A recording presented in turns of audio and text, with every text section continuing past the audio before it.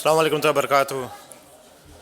الحمدللہ رب العالمین والصلاۃ والسلام علی رسول اللہ اشرف الانبیاء والمرسلین، اما بعد۔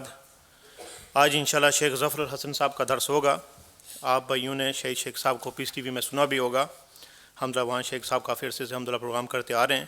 شیخ کا مختصر میں تعارف کرتا ہوں کہ شیخ صاحب نے ابتدائی جو علم ہے وہ جامعہ سلفیہ بنارس میں الحمدللہ کیا، اس کے بعد مدینہ یونیورسٹی میں جا کے الحمدللہ انہوں نے وہاں فراغت پائی۔ شیخ کا جو تخصص تھا وہ حدیث تھا۔ شیخ کے جو استاد تھے ان کا میں ذکر کرتا ہوں۔ شیخ نے الحمدللہ کافی علماء سے استفادہ کیا، ان میں سے شیخ رئیس ندوی رحمہ اللہ، اس کے بعد شیخ ربیع بن ہادی، جی شیخ صفی الرحمن مبارک پوری، شیخ محمد صالح، شیخ محمد امان الجامی، اس کے علاوہ دیگر علماء سے بھی الحمدللہ شیخ نے علم حاصل کیا۔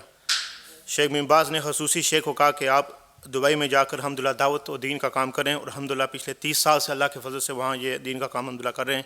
اللہ ان کا کام اور عمل میں اللہ برکت ڈالے، آمین۔ شیخ نے کافی کتابیں بھی الحمدللہ لکھی ہیں، کتاب العقیقہ، اس کے علاوہ تاریخ اہل حدیث اور دیگر کتابیں عربی اور اردو کے اندر الحمدللہ شیخ صاحب کی مل سکتی ہیں۔ شیخ کی ایک ویب سائٹ بھی ہے جہاں شیخ کے دروس بھی الحمدللہ وہاں سے آپ ڈاؤن لوڈ کر سکتے ہیں اور سن سکتے ہیں، جس کا جی خصوصاً ان کے جمعے کے جو خطبے، اور اس کی سائٹ کا جو ایڈریس ہے وہ میں بتا دیتا ہوں، www.sheikhzafar.com، اس کی جو سپیلنگ ہے SHAIKHZAFAR.com۔ اب مزید میں کوئی تاخیر نہیں کرتا، انشاءاللہ شیخ کو مائک دیتا ہوں اور امید کرتا ہوں انشاءاللہ ہم سب ان سے استفادہ اٹھا سکیں۔ جزاک اللہ خیر۔ بسم اللہ برابر ہے۔ ان الحمد للہ نحمده ونستعینه ونستغفره ونعوذ باللہ من شرور انفسنا ومن سیئات اعمالنا، من يهده الله فلا مضل له ومن يضلله فلا هادي له، واشهد ان لا اله الا الله واشهد ان محمدا عبده ورسوله۔ یا ایھا الذین آمنوا اتقوا الله حق تقاته ولا تموتن الا وانتم مسلمون۔ یا ایھا الناس اتقوا ربکم الذی خلقکم من نفس واحدہ وخلق منها زوجها وبث منهما رجالا كثيرا ونساء واتقوا الله الذي تساءلون به والارحام ان الله كان عليكم رقيبا۔ یا ایھا الذین آمنوا اتقوا الله وقولوا قولا سدیدا یصلح لكم اعمالکم ویغفر لكم ذنوبکم ومن یطع الله ورسوله فقد فاز فوزا عظیما۔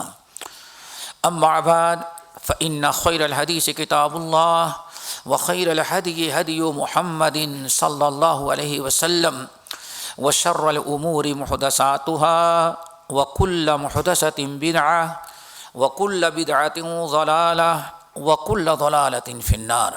فأعوذ بالله السميع العليم من الشيطان الرجيم، بسم الله الرحمن الرحيم۔ إنما كان قول المؤمنين إذا دعوا إلى الله ورسوله ليحكم بينهم أن يقولوا سمعنا وأطعنا۔ محترم سامعین، بزرگوں اور دوستوں، دینی ماں اور بہنوں اور پیاری بچیوں اور بچوں، ہم نے جو موضوع آج آپ حضرات کے سامنے منتخب کیا ہے وہ اطاعت رسول اور اتباع رسول ہے، اور اسی مناسبت سے ہم نے قرآن پاک سورۃ نور کی ایک آیت تلاوت کی ہے جس میں مومنین کی شان بیان کی گئی ہے کہ مومن ہوتا کیسا ہے۔ اللہ تعالیٰ سے دعا کرو کہ ہمیں پکا سچا مومن بنائے۔ میرے بھائیوں، آج کلمہ پڑھنے والوں کی کہیں کمی نہیں ہے، الحمدللہ بہت ہیں، لیکن زباں سے کہہ بھی دیا لا الہ الا اللہ تو کیا حاصل؟ دل و دماغ مسلمان نہیں تو کچھ بھی نہیں۔ آج ضرورت ہے کہ انسان کا دل، انسان کا مزاج، انسان کی فکر مسلم مومن بن جائے، اس کی ضرورت ہے۔ ویسے کاغذی کارروائی میں اور پیپر میں تو پاکستان کے قادیانی، دنیا کے قادیانی اسی لیے لڑ رہے کہ ہم کو بھی مسلمان سمجھا جائے، وہ بھی اپنے آپ کو مسلمان کہنے کے لیے تیار ہیں۔ معاملہ ہے میرے بھائیو عملی مسلمان، کہ ہمارا دل، ہمارا دماغ، ہماری فکر، ہماری سوچ سب کے سب ایمانی ہونی چاہیے۔ رب العالمین نے جو آیت ہم نے آپ حضرات کے سامنے تلاوت کیا، اس میں یہی مومن کی شان بیان کی ہے۔ انما کان قول المؤمنین اذا دعوا الی اللہ ورسولہ لیحکم بینہم ان یقولوا سمعنا واطعنا۔ یہ ہے مومن کی پہچان، مومن کی شان۔ رب العالمین فرماتے ہیں مومنوں کا کام تو یہ تھا، مومنوں کا دستور یہ تھا، یعنی صحابہ کرام، تابعین، ان کا عجیب و غریب حال۔ انما کان قول المؤمنین اذا دعوا الی اللہ ورسولہ، مومنوں کی شان اور مومنوں کا معاملہ تو یہ تھا جب بھی انہیں اللہ اس کے رسول کی طرف بلایا جاتا تو ان کا ایک ہی جواب ہوتا، سمعنا واطعنا، ہم نے سن لیا اور اطاعت کر لیا۔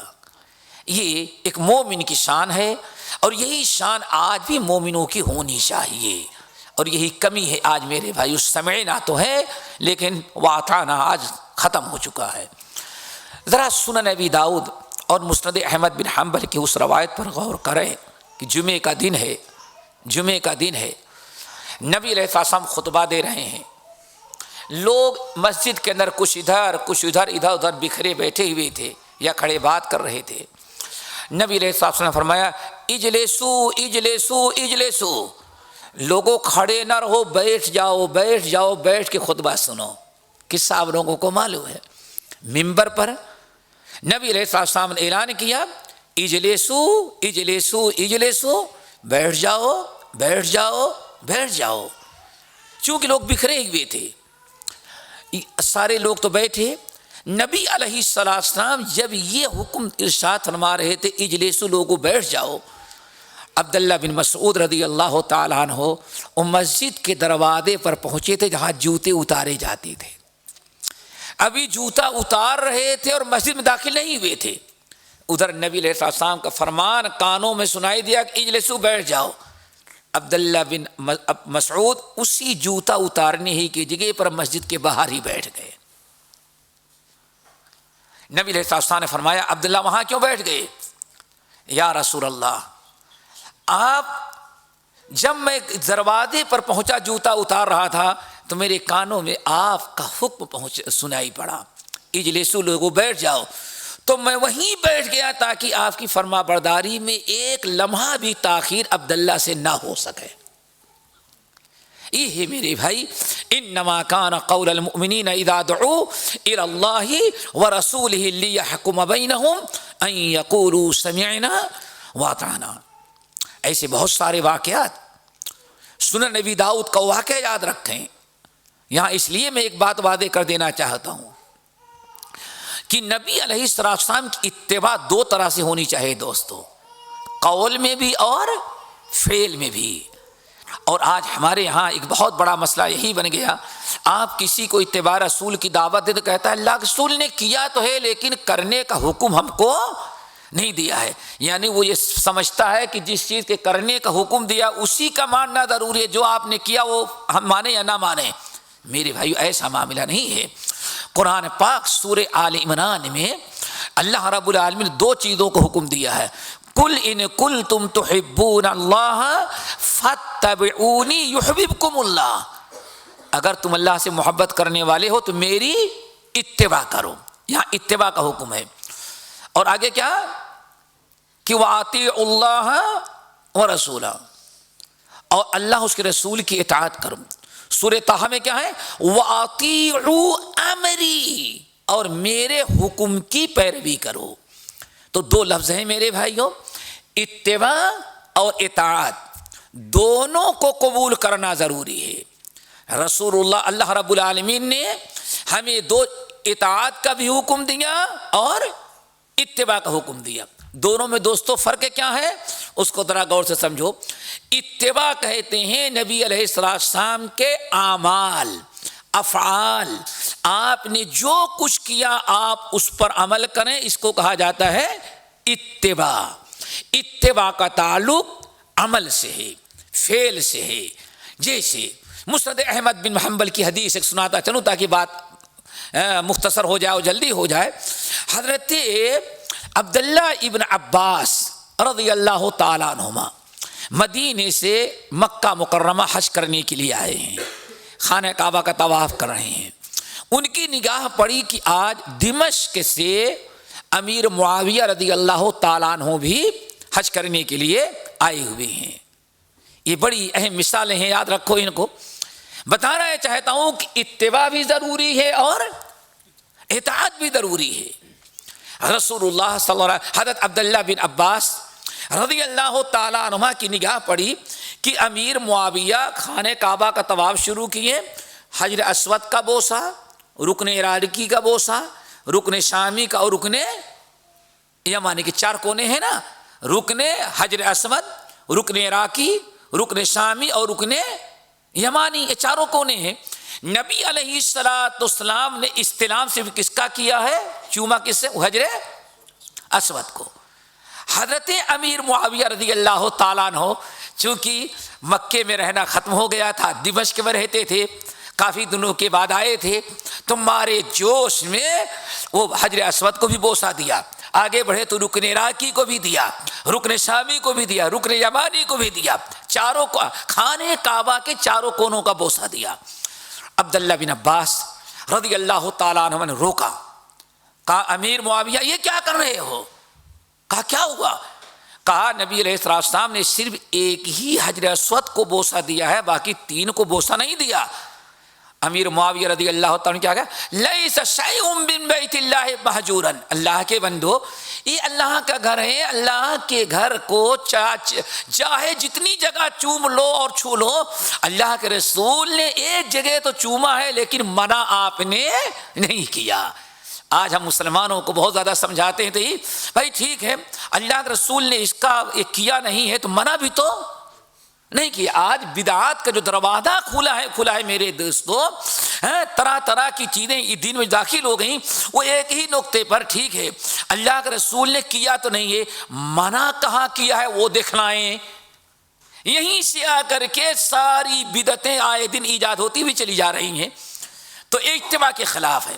اب بات سنو، امیر معاویہ کہتے ہیں کہ لیس شیء من بیت اللہ مہجورا، عبداللہ ٹھیک ہے نبی علیہ السلام نے حجر اسود کا بوسہ دیا، لیکن الحمدللہ ایک بیت اللہ مقدس جگہ ہے، رسول اللہ صلی اللہ علیہ وسلم اس مقام ہر اینٹ اس کی مقدس و برکت والی ہے، اللہ کے رسول نے یا اللہ نے کسی جگہ چومنے سے منع بھی نہیں کیا۔ آگے بات سمجھ میں؟ اللہ کے حضرت عبداللہ بن عباس نے کیا فرمایا؟ اچھا اے معاویہ ذرا سنا، اما لک فی رسول اللہ اسوۃ حسنہ، اللہ کے رسول نے جتنا کیا ہے کیا اتنا ہی کرنے میں اسوہ حسنہ نہیں ہے؟ امیر معاویہ نے کہا بس بات سمجھ میں آ گئی، جس کو اللہ کے رسول نے کیا ہے کرنا چاہیے، اور جس کو نہیں کیا ہے اس کا چھوڑنے ہی میں ہماری عافیت اور خیر ہے۔ بڑا یہ دیکھیں اس حدیث میں بات چل رہی تھی اتباع کی، اتباع ہونی چاہیے اور اطاعت بھی ہونی چاہیے۔ اطاعت کیا ہے؟ آپ کے امر، آپ کے حکم، آپ نے جو آرڈر کیا ہے اس پر عمل کرنا، اس کو اطاعت کہتے ہیں، اور آپ کی احادیث قولیہ اور فعلیہ جو کچھ آپ نے کیا اس کی اتباع کرنے کو، اس پر عمل کرنے کو کیا کہا جاتا ہے؟ اتباع۔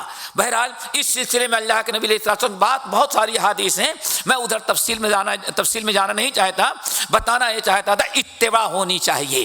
ہمارے مائیں اور بہنیں بھی بیٹھی ہیں، سنن نبی داؤد کی ایک حدیث اور سنا دیں، یہ جذبہ صرف مومنوں میں نہیں تھا بلکہ مومنہ عورتوں میں بھی تھا۔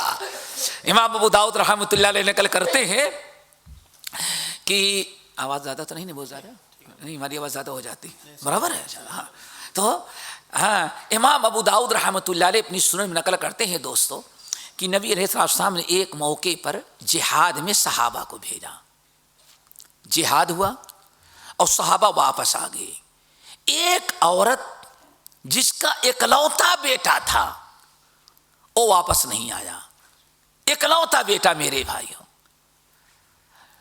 مجاہدین سے پوچھا، کسی نے کوئی جواب نہ دیا، سب سوچتے تھے پتہ نہیں کتنا چیخے گی چلے گی، اس لیے چھپا رکھو بات۔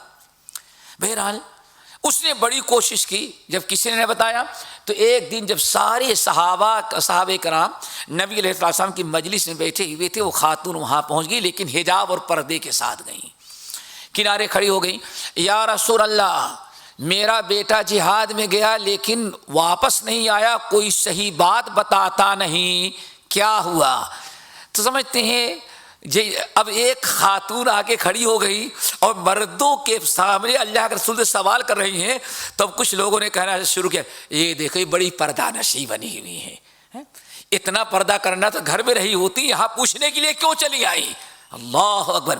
لوگوں نے طنز کیا، میری ماں نے اس وقت جو جواب دیا لوگوں سننے کے لائق ہے، یہ ہے انما کان قول المؤمنین اذا دعوا الى اللہ ورسولہ لیحکم بینہم ان یقولوا سمعنا واطعنا۔ اس ہماری ماں نے کہا اے مردو خاموش ہو جاؤ، اللہ کی قسم جس نے ان کو نبی بنا کر کے بھیجا ہے، فقط تو ابنی وما فقط تو ارضی، میرا بیٹا تو غائب ہوا ہے لیکن میرا حجاب، میرا پردہ نہیں غائب ہوا ہے، یہ کہہ کر کے سب کی زبان اس نے بند کر دی۔ تو اللہ تعالیٰ سے دعا کرو ہمیں اتباع کی بھی حکم دے اور ساتھ ساتھ ہمیں اطاعت کی بھی حکم دے۔ دوسری چیز میرے بھائیوں جو بتانا چاہتا ہوں وہ یہ کہ قیامت تک آنے والے انسان بڑا سے بڑا ہو، قیامت تک آنے والے تمام انسانوں کی ہو، اب ہدایت اگر مل سکتی ہے تو صرف محمد صلی اللہ علیہ وسلم کی اتباع اور اطاعت میں۔ اب قیامت تک ہدایت کا کوئی دوسرا راستہ ہے ہی نہیں، اور صرف اطاعت رسول ہے۔ سورہ نور نبی علیہ السلام کی اطاعت کی بڑی خصوصیات ہیں، ان کے لیے وقت چاہیے، ابھی جو ہم چند نقطوں پر بات کرنا چاہتے ہیں وہ یہ، سورہ نور کی آیت اللہ فرماتے کیا ہے، وَإِن تُطِيعُوهُ تَهْتَدُوا، اے لوگو یاد رکھو، وَإِن تُطِيعُوهُ تَهْتَدُوا، اگر ان کی اتباع کرو گے تبھی تمہیں ہدایت ملے گی۔ نبی کی اتباع اطاعت چھوڑ دینے کے بعد کبھی تمہیں ہدایت نہیں مل سکتی۔ اب قیامت تک آنے والے جتنے انسان ہیں دوستو، اگر وہ ہدایت چاہتے ہیں تو انہیں ایک ہی راستہ اپنانا پڑے گا کہ محمد صلی اللہ علیہ وسلم کی اتباع اور اطاعت۔ اب آج دنیا کا ہر مسلمان میرے بھائیوں صراط مستقیم تو اللہ تعالیٰ سے مانگتا ہے، مغرب کی نماز پڑھی، ہماری جتنی بہنیں، جتنی بچیاں، جتنی مائیں ہیں وہ، اور آپ سب لوگوں نے کیا دعا مانگی، اہدنا الصراط المستقیم، اللہ تعالیٰ ہمیں صراط مستقیم نصیب فرما۔ اور صراط مستقیم ہے کیا؟ صراط الذین انعمت علیہم، وہ صراط مستقیم جس پر چلنے والوں پر اللہ آپ نے بڑا انعام کیا ہے۔ اب یہ بات واضح ہو گئی کہ ہر مسلمان ہر وقت نماز میں دوستو اہدنا الصراط المستقیم کے ذریعے ہدایت مانگتا ہے، اور ہدایت کیا ہے؟ انک علی صراط مستقیم، سورہ یاسین۔ اے نبی آپ ہی صراط مستقیم پر ہیں۔ اب صراط مستقیم اور ہدایت جو ہر مسلمان نماز میں ہر وقت مانگتا ہے، ہر رکعت میں، میرے بھائیوں اسی کو نصیب ہے جس کو اللہ کے رسول کی اتباع اور اطاعت نصیب ہو جائے۔ اسی لیے جو انسان نبی کی اتباع سے محروم رہا اور آپ کی اطاعت نہ کیا، ہدایت سے محروم، رب العالمین کا فرمان فَأَنذَرْتُكُمْ نَارًا تَلَظَّىٰ لَا يَصْلَاهَا إِلَّا الْأَشْقَىٰ، اللہ فرماتے ہیں اے لوگو ہم تمہیں جوش مارنے والی بھڑکتی والی آگ سے تم کو ڈرا دے رہے ہیں۔ فَأَنذَرْتُكُمْ نَارًا تَلَظَّىٰ، جو آگ جوش مار رہی ہے، ابھی بتاؤں کہ جوش کتنا مار رہی ہے؟ رب العالمین کا فرمان 29واں پارہ سورہ مرسلات کا مطالعہ کرو، جہنم اس قدر جوش مارتی ہوگی، ترمی بشرر کانہا جمالۃ صفر، جہنم کی آگ ایسے جوش مار رہی ہے. اللہ تعالیٰ فرماتے ہیں جہنم کے جوش میں جو چنگاری اڑتی ہے، ایک چنگاری اتنی بڑی ہوتی جتنا دنیا کے کسی بادشاہ کا بڑا محل ہوا کرتا ہے. محل کے برابر جہنم کی چنگاریاں جوش اڑ رہی ہیں. اللہ فرماتے ہیں ڈرا دیا میں نے، لا یصلاھا الا الاشقی، بدبخت ہی اس آگ میں جائے گا، کوئی خوش نصیب نہیں جائے گا. اب بدبخت کون ہے؟ امام بہقی رحمۃ اللہ علیہ اور بہت سارے محدثین بسند صحیح نقل کرتے ہیں. نبی علیہ السلام نے فرمایا اے لوگو کل امتی یدخلون الجنت الا شقی. اللہ اکبر. اے لوگو کل امتی یدخلون الجنت الا شقی. اے لوگو رب نے جو بیان فرمایا ہے فانذرتکم نارا تلظی لا یصلاھا الا الاشقی، ہم تم کو بھڑکنے والی شعلے مارنے والی آگ سے ڈرا دے رہے ہیں، اور اس خطرناک آگ میں شقی اور بدبخت ہی داخل ہوگا. اس آیت کی تفسیر کرتے ہوئے کہ شقی ہے کون، بدبخت ہے کون، شقی ہے کون؟ اللہ کے رسول فرماتے ہیں کل امتی یدخلون الجنت الا شقی. اے لوگو میرے سارے امتی جنت میں جائیں گے لیکن شقی اور بدبخت نہیں جائے گا. اللہ تعالیٰ سب کو شقی سے محفوظ رکھے. دیکھا آپ نے یہ اللہ کے رسول کے فرمان، کل امتی یدخلون الجنت الا شقی، میرے سارے امتی جنت میں جائیں گے لیکن جو شقی بدبخت ہوگا وہ جنت میں نہیں جائے گا. صحابہ کرام نے پوچھا یا رسول اللہ ومن الشقی، وہ کون سا بدبخت ہے جس کا تذکرہ قرآن پاک کی سعادت میں ہے، اور آپ فرماتے ہیں کہ میرے سارے امتی جنت میں جائیں گے لیکن جو بدبخت ہوگا وہ نہیں جائے گا، تو کون سا بد نصیب بدبخت ہے؟ آپ نے فرمایا اللہ اکبر، من اطاعنی فقد دخل الجنہ، جس نے میری اطاعت کیا وہ تو جنت میں گیا، اور جس نے میری نافرمانی کیا وہ شقی ہوا، وہ سیدھے جہنم میں چلا گیا. نبی کی اطاعت اور فرما برداری یہ ہدایت کا اور جنت میں لے جانے کا بہت بڑا ذریعہ ہے. بات میں عرض کر رہا تھا کہ ہدایت اللہ نے صرف محصور کر دیا ہے کس کی اطاعت میں؟ ان کے اطاعت میں نہیں ہے، ہماری اطاعت میں نہیں ہے، آسمان کے فرشتوں کے اطاعت میں نہیں ہے، زمین کے باشندوں کے اطاعت میں نہیں ہے.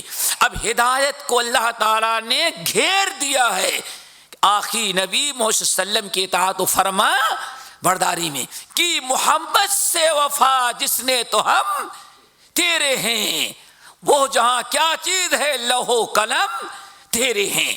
ذرا اس حدیث پر غور کرو دوستو، جو بڑی تمام کتب حدیث کے اندر موجود ہے، صحیحین میں بھی ہے لیکن مختصر ہے، صحیحین کے علاوہ اور کتابوں میں بڑی وضاحت کے ساتھ ہے. یہ حدیث اس لیے ہم بتا دینا چاہتے ہیں کہ ہم اس بات پر یقین کر لیں کہ ہدایت صرف کس کے اتباع میں ہے؟ محمد صلی اللہ علیہ وسلم.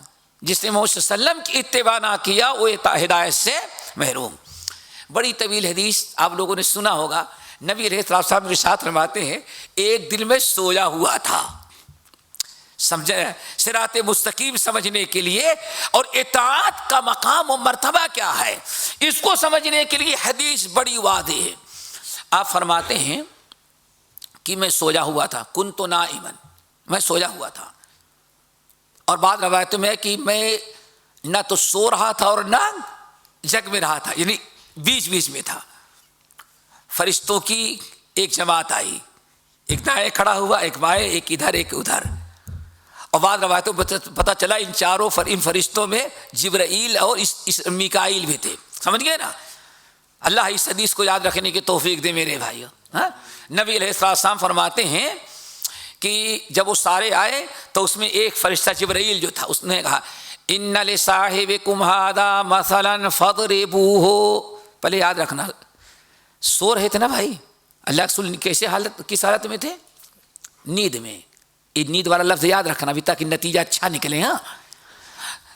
آپ فرماتے ہیں کہ یہ لوگوں فرشتے نے کہا ان لصاحبکم ھذا مثلا فاضربوہ، لوگوں یہ جو سوئے ہوئے ہیں ان کی ایک بڑی عالی شان مثال ہے، بیان کرو۔ تو دوسرا فرشتہ کہتا ہے عجیب آدمی سوئے ہوئے ہیں کیسے سنیں گے؟ آئی وہی بات سمجھیں، یعنی فرشتوں کا بھی عقیدہ، ان کو بھی تجربہ یہی تھا کہ سویا ہوا انسان سنتا نہیں، لیکن ہماری قوم جو ہندو پڑھتا ہے زندوں سے زیادہ مردے سنتے ہیں۔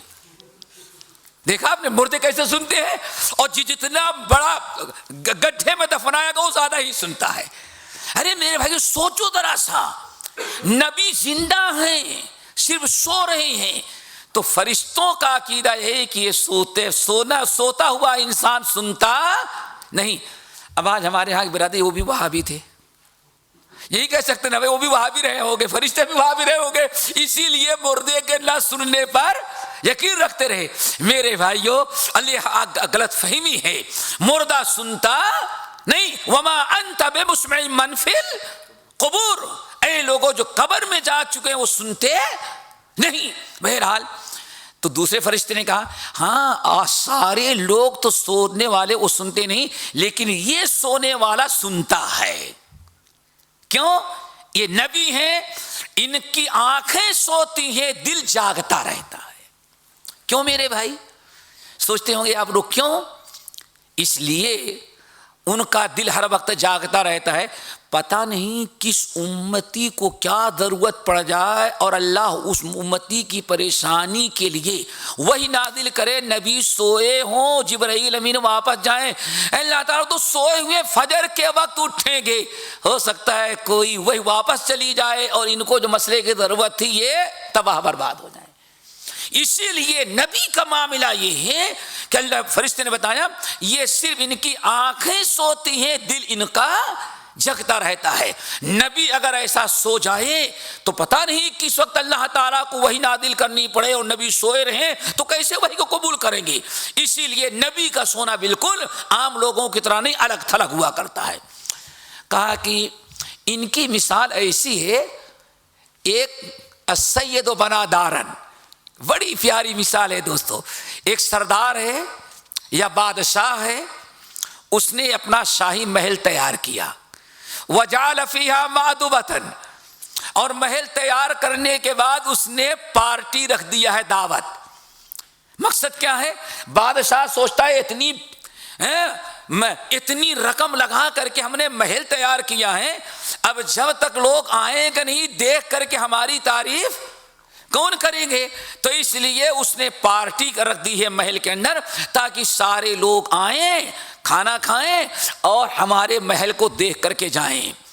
پھر ایک سردار ہے، محل تیار کر دیا، آئی بات سمجھ میں نا؟ وَجَعَلَ فِيهَا مَأْدُبَةً، اور اس نے پارٹی کا انتظام کیا۔ وَبَعَثَ دَاعِيًا، سارے انتظامات کر لینے کے بعد اس نے بادشاہ نے ایک دعوت دینے والے کو بھیجا اور کہا اے لوگوں، بادشاہ سلامت کا محل تیار ہو گیا ہے، انہوں نے سب کی کھانے کی دعوت کی ہے، آپ سارے لوگ بغیر کسی رکاوٹ کے بادشاہ کے محل میں داخل ہوں اور ان کے شاہی دسترخوان سے کھانا کھائیں۔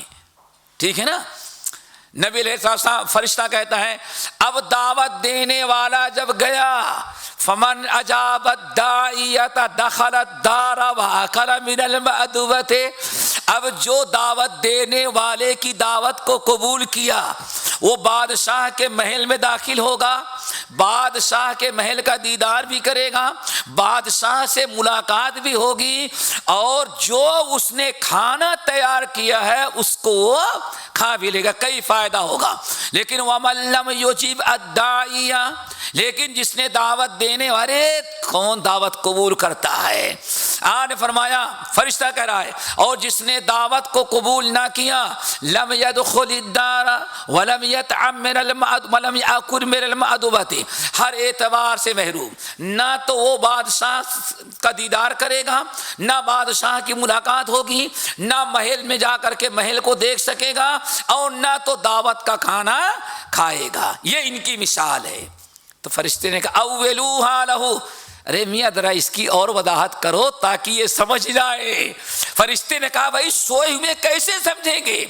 فرشتے نے کہا بتا اس کی تفصیل بیان کرو، ہم نے تم کو بتایا کہ یہ عام لوگ نہیں ہیں، یہ آخری نبی ہیں، ان کی آنکھیں صرف سوتی ہیں اور دل ان کا جگتا رہتا ہے۔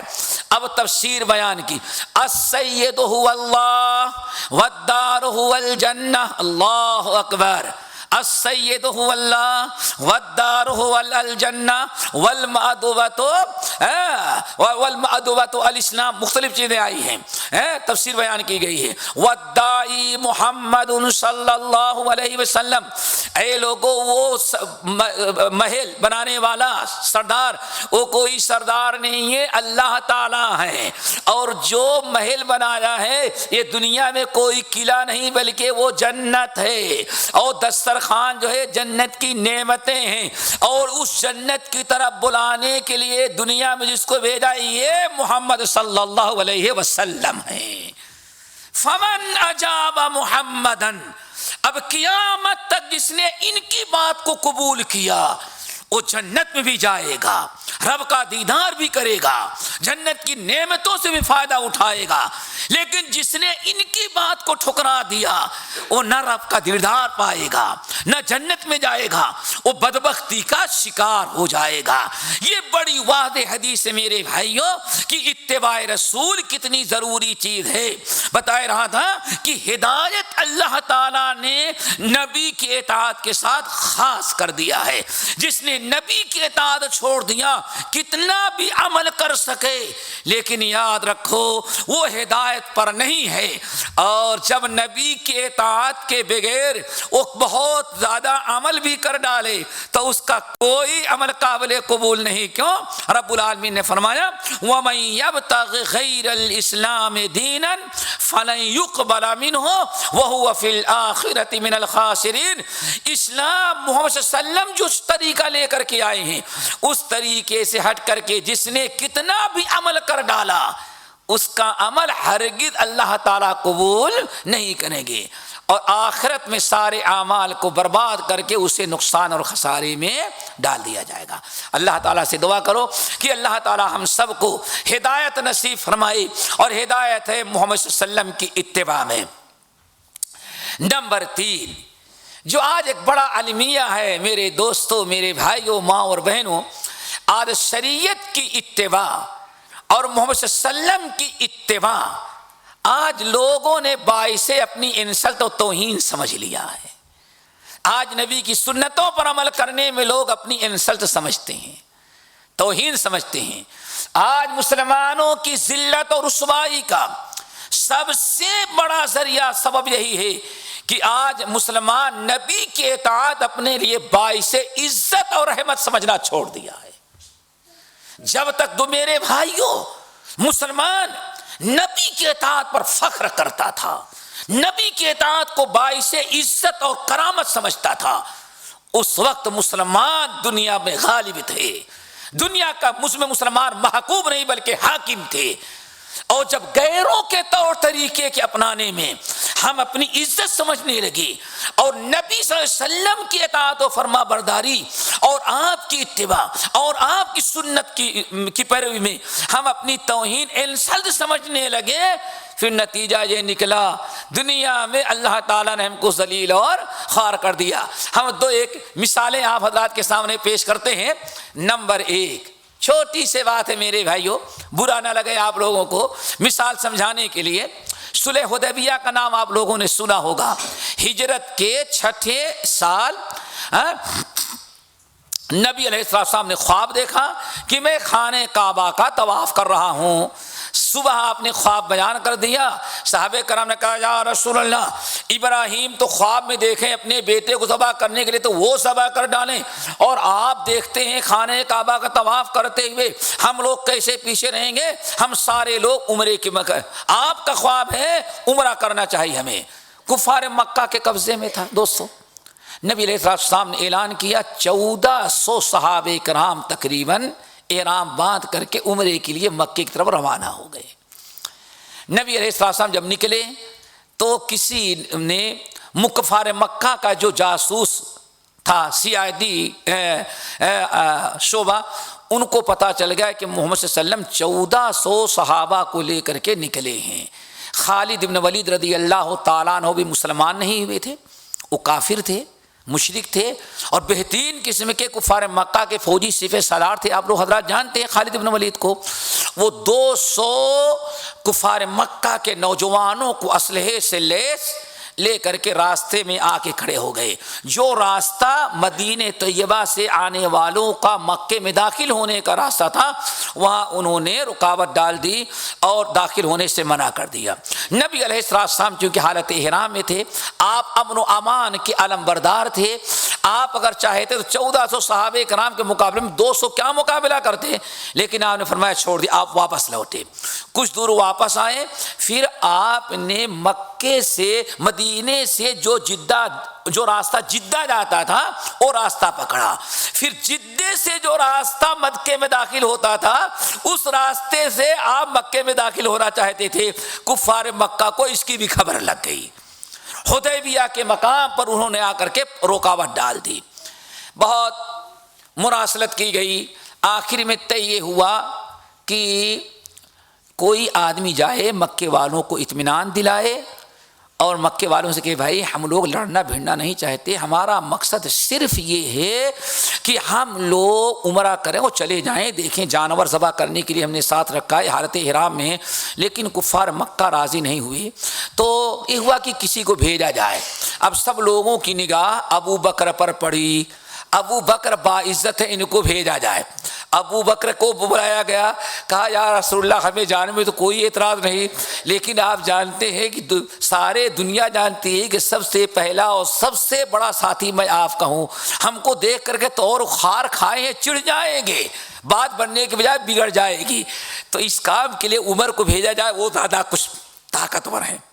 عمر فاروق کو بلایا گیا، اللہ رسول فرمایا عمر تم جاؤ، کہا یا رسول اللہ ہم جانے کے لیے تیار ہیں، لیکن آپ جانتے ہیں کہ جتنے مہاجر مکے سے مدینہ گئے ہیں چھپ چھپا کر کے چپکے گئے ہیں، کوئی رات میں نہ کوئی ایسا، لیکن عمر اکیلا میں تھا، عمر کہتے میں اکیلا تھا کہ جب ہجرت کرنی چاہیے تو سب سے پہلے گیا، بچوں سے ملا، تلوار لی، اسلحہ لیا اور تیر کی تھیلی لی اور ترکش لیا، پھر آگے خانہ کعبہ کا طواف کیا اور کھڑا ہو گیا، اے مکے والو، یہ عمر آج ہجرت کر رہا ہے، چھپ کر کے عمر ہجرت نہیں کرتا، یہ میری تھیلی جو ہے تیروں سے بھری ہے، یہ تلوار عمر کے ہاتھوں میں ہے، اگر تم میں سے کوئی اپنی بیوی کو بیوہ کرنا چاہتا ہے آ کر کے عمر کو روکے، اگر تم میں سے کوئی اپنے بچوں کو یتیم کرنا چاہتا ہے تو عمر کو ہجرت کرنے سے روک لے،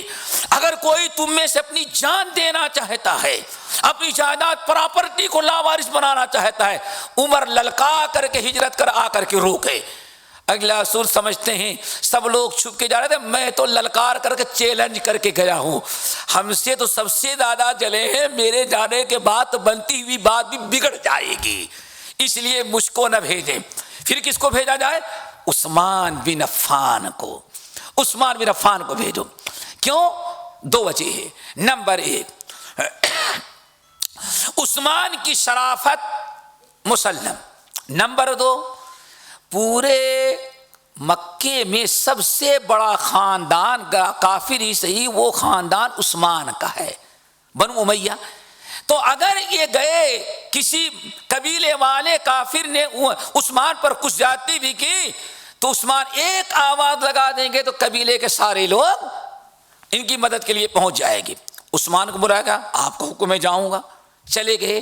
جو بتانا چاہتا دوستو یہ امام ترمذی رحمۃ اللہ علیہ شمائل میں اور امام ابن سعد رحمۃ اللہ علیہ نے اپنی طبقات کے اندر ہم یہ بتانا چاہتے ہیں میرے بھائی، ہم پاکستان میں رہیں، ہندوستان میں رہیں، انگلستان میں رہیں، فرانس اور جرمن جائیں، زمین پر ہوں یا آسمان میں، اللہ کی قسم دوستو مرتے دم تک نبی کی سنت پر عمل کرنا اپنے لیے باعث فخر سمجھو، اپنی عزت سمجھو، اپنی عظمت اور اپنا وقار سمجھو۔ نبی کی سنت کا دامن چھوڑ دینے کے بعد کبھی انسان دوستو عزت کی زندگی گزار نہیں سکتا۔ آج جو مسلمانوں کا حشر ہے بجھے عشق کی آگ اندھیر ہے، مسلمان نہیں راکھ کا ڈھیر ہے، وضع میں تم ہو نصارا تو تمدر میں ہو نود، یہ مسلمان ہے جسے دیکھ کر شرمائے یہود۔ میرے بھائیوں، ہم اپنے لیے باعث عزت سمجھیں۔ عثمان بن عفان گئے، بات تو بڑی چھوٹی ہے لیکن بڑی کام کی ہے۔ جب گئے تو جو ازار پہن رکھی تھی ٹخنے کے اوپر تھی۔ کہاں تھی بھائی؟ ٹخنے کے اوپر، یعنی ٹخنا کھلا ہوا تھا۔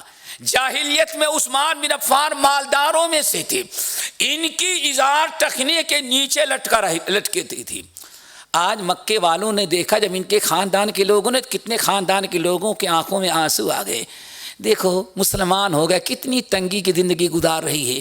یہ وہی ہمارا عثمان ہے کہ جب کپڑا پہنتا تو ٹخنے کے نیچے اس کے ازار لٹکتی تھی، لیکن آج دیکھو ٹخنے کے نیچے بھی ایک بالش اوپر آدھی پنڈلی تک پہن رکھا ہے۔ گویا کہ ہمارے بابا لات عزا نے ایسی جھڑکی دے دی ہے کہ اب اس کو مکمل پیر ڈھانپنے کی ازار بھی نہیں ملتی۔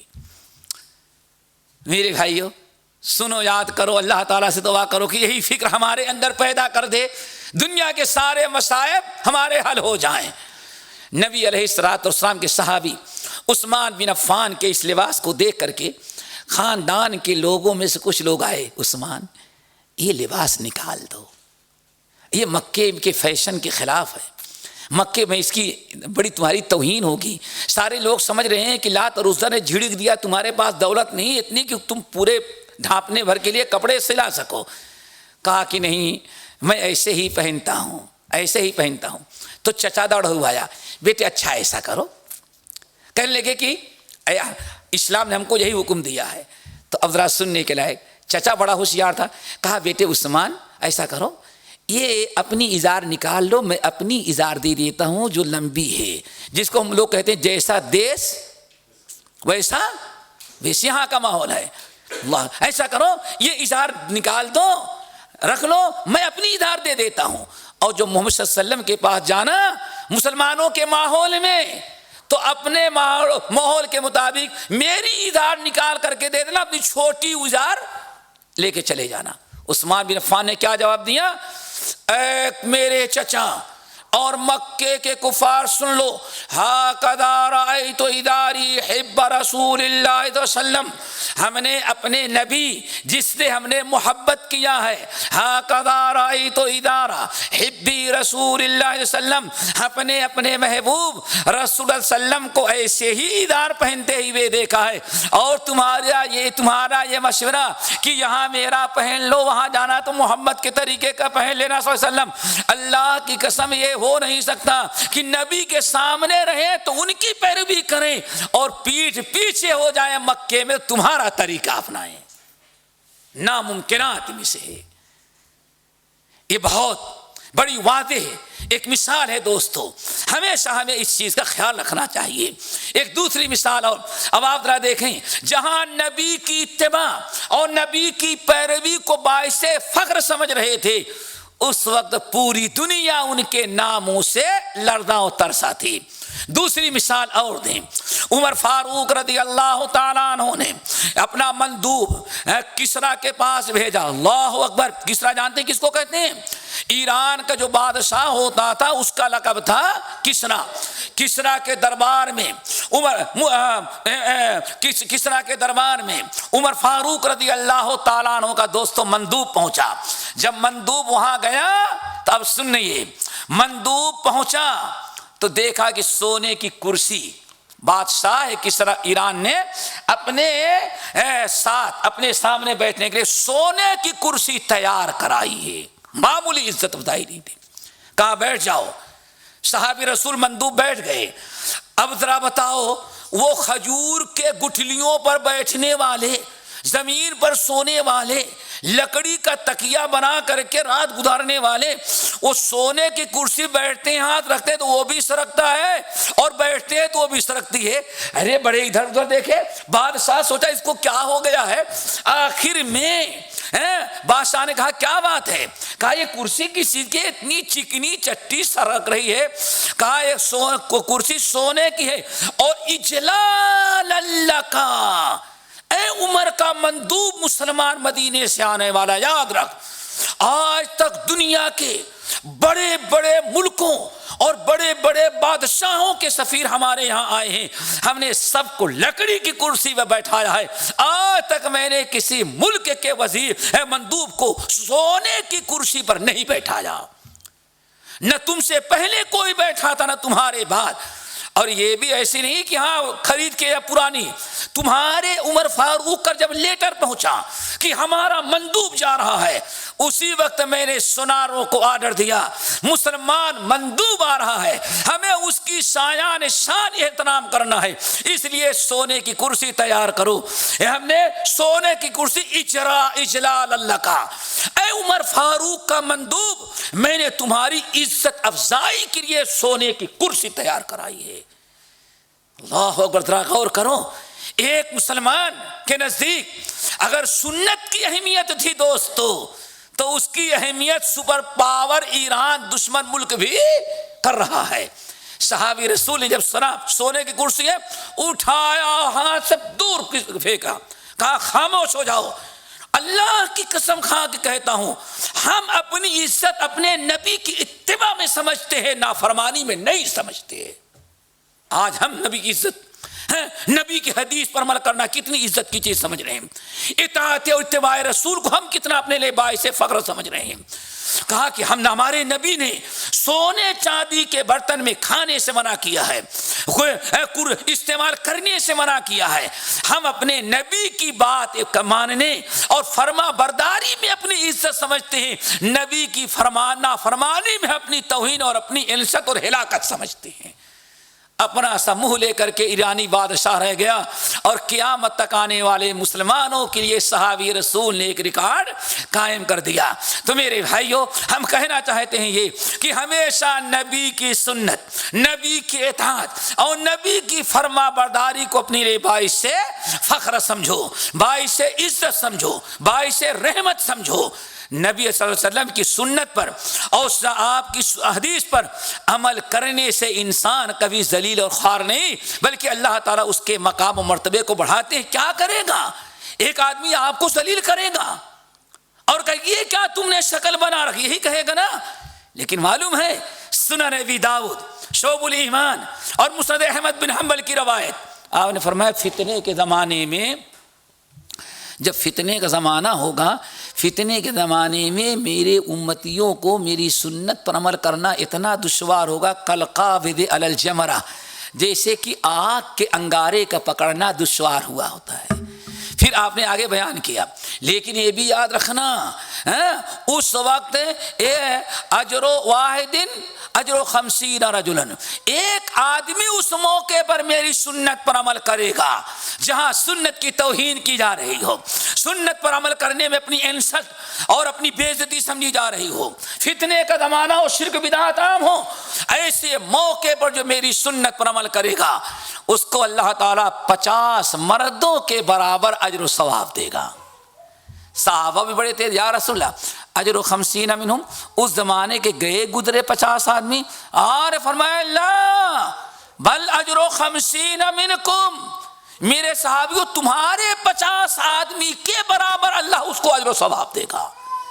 مشکلات آتی ہیں، مذاق اڑایا جاتا ہے، استہزاء ہوتا ہے، لیکن اس کا اجر و ثواب بھی بہت بڑا ہے۔ اللہ تعالی ہم سب کو عمل کرنے کی توفیق نصیب فرمائے۔ یہ چند باتیں میں نے کہی ہیں، آخر میں ایک حدیث سنا کر کے اور ہم بات کو اپنی ختم کر دیتے ہیں۔ چوتھی چیز میرے بھائیوں، ہمیشہ یاد رکھو، اللہ اکبر،